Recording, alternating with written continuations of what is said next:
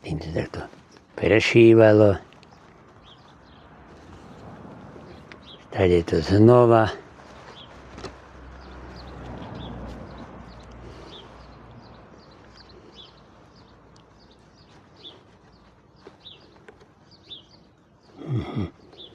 Ako je to možné?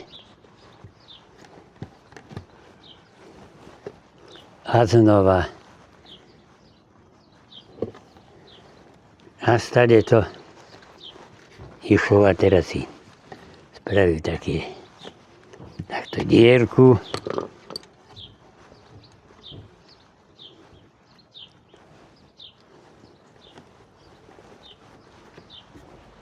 A ďalej.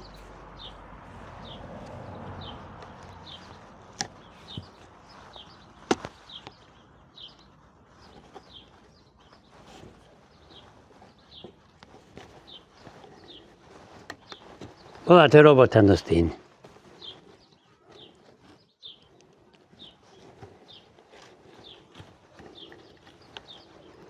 Takto. Potom zase si prepichol tu jednu dieru a ďalej žiť. Ako takedy šili. Tak viete čo, neboli ani šiace mašiny. A keď mali tie kone, viete čo, takto namočili ten remen do vody. No, keď od merkov založili ho, takto vám potom ukážem. A to prešívali.